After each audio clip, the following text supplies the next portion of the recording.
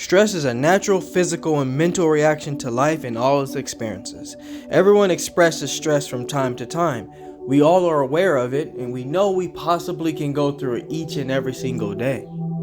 Stress increases from everyday responsibilities like work, family, to serious life events such as a new diagnosis, war, or death of a loved one can trigger stress responses.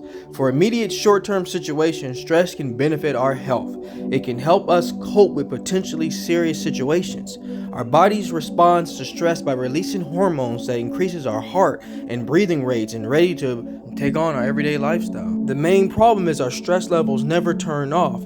If these levels stay elevated far longer than is necessary for survival, it can take a toll on our health.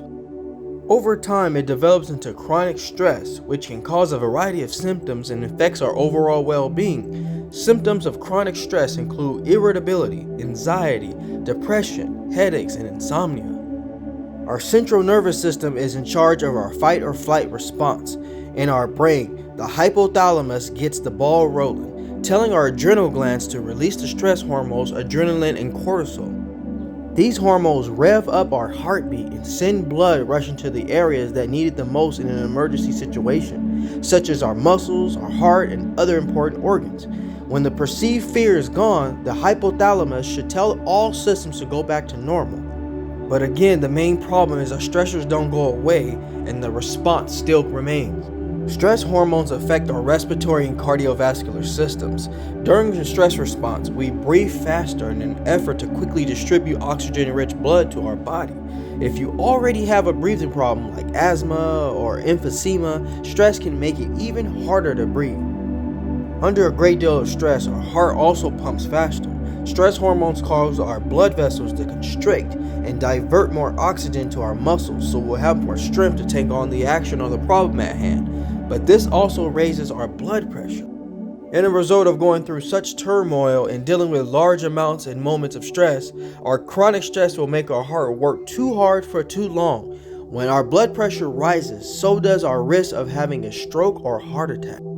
Like many of the conditions I cover here at the J Wellness Studio has to do with our muscular system. Our muscles tense up to protect ourselves from injury when we're under stress. We tend to release again once we relax, but if we're constantly under stress, our muscles may not get a chance to relax.